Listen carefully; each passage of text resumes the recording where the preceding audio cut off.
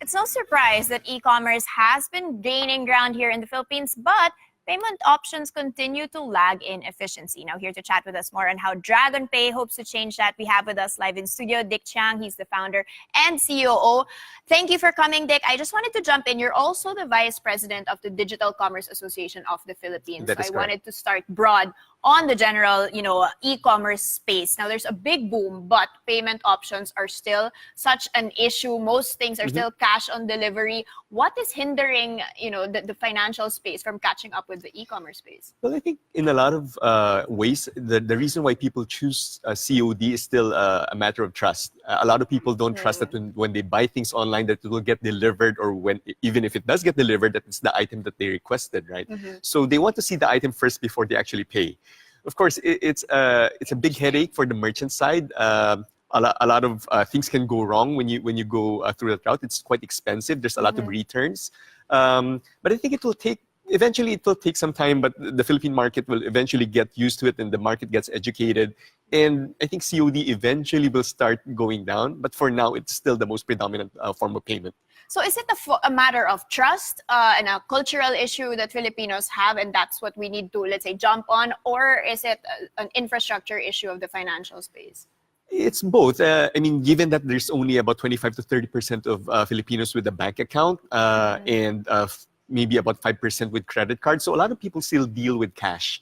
They are used to giving cash in kaliwaan, right? Correct. It's the same with even when they go with OLX. You want to see the person and then see the item, touch it, and make sure that you like it before you pay. So COD is a mix of trust issues as well as the fact that they don't have credit cards or online bank transfer capability, so they have to pay by cash. And what is the association, looking at in the next sort of trends? We were just talking offline about how Amazon doesn't really charge you until you actually physically have the book.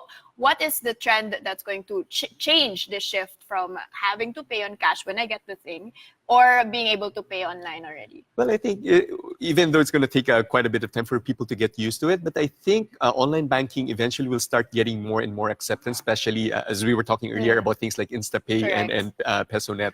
People will start to get used to doing fund transfers between bank accounts. But that is still dependent on people having more and more bank accounts. Because right now, in again, the first place. right, with all the issues on financial inclusion and all that, a lot of people don't have a bank account. So the point of transferring from an account to another is still moot and academic for the majority of Filipinos. Okay, and let's move on to logistics space. So again, e-commerce depends a lot on the logistics. We are an archipelago. How has this a lot of are investing in, to go big conglomerates. How is this going to shape how e-commerce is going to happen? Well, even though there's every day there's like a new logistics player coming in, a lot of them are focusing now on the e-commerce market, which is quite different from the traditional logistics. So, but then again, a lot of these new players are only based in the city.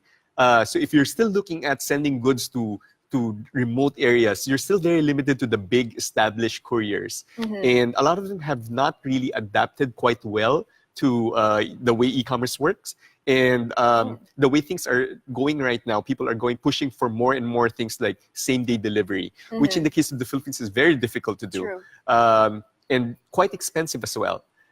So I think there's going to be an interesting space there, an interesting battlefield between the big established courier and how they can re-engineer their business, and the small ones who don't really have economy of scale, and how would they survive once these big guys start getting their acts together. Correct. So what do you think would be the big catalyst that we need to see to be able for this logistics space to, let's say, improve?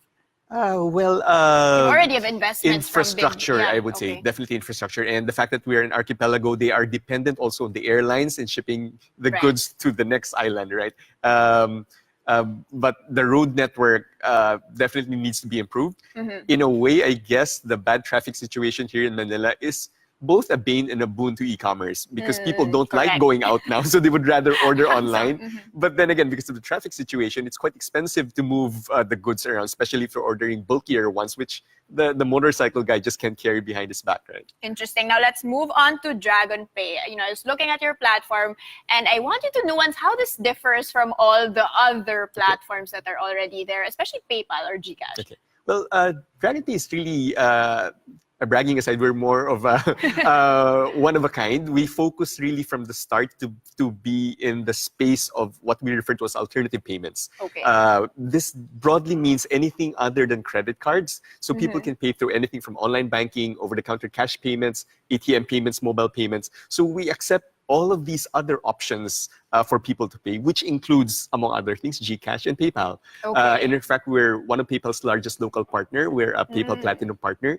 And our philosophy is all about giving people more ways to pay. So if you're used to paying at the neighborhood buy center, you can pay through Dragonpay. If you would rather pay through your mobile phone, you can. If you'd rather pay at the physical ATM machine, you can. So we're an all-inclusive platform that allows people to pay through any means that they are used to, or whichever is most convenient to them, and that is what we provide. So they go online, they buy things online, and then they choose among the Dragonpay option which one is most convenient for them, and that's how they complete the actual payment.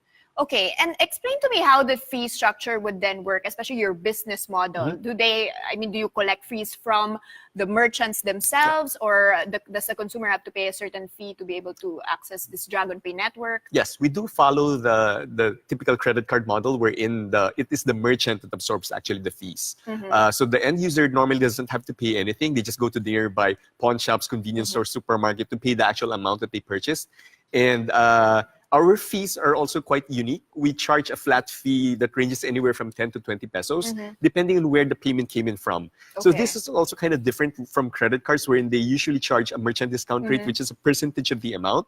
But in our case, it's a flat fee. So if somebody pays through online banking, we charge the merchant a flat 10 pesos, regardless of the amount. Even if the person paid for a 100,000 peso item, it's still 10 pesos. Interesting. Now, just to wrap up, can you tell us a bit about your new products? We've got Dragon Lite and Sure Tayo. Sure. So Dragonpay Lite is intended for merchants who may be starting up. They don't have necessarily the funds or the infrastructure to be a full-blown merchant. So we provide them a light version wherein there are no setup fees, very minimal per transaction fee, and they can get up and running pretty quickly. You just sign up online, and in a few minutes, the account will be sent to us, and we can release the account. As for Sure Tayo, it's targeting more towards what we refer to as person-to-person transactions. Okay. So there's a lot of informal sellers in Facebook, Instagram, people selling used bags, clothes, shoes.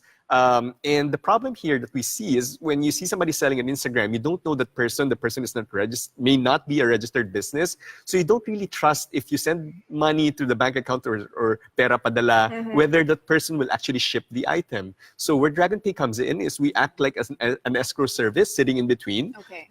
You buy from the merchant, you give the money to us, we tell the seller, go ahead and ship.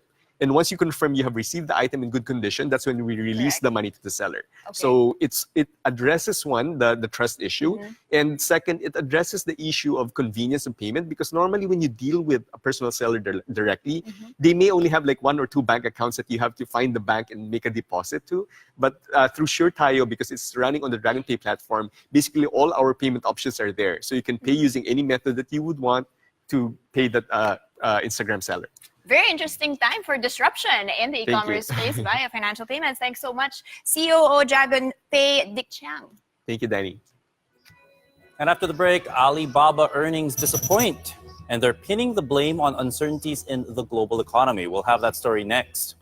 And we'll also dive back into the trading action as markets simmer. Bloomberg TV Philippines returns.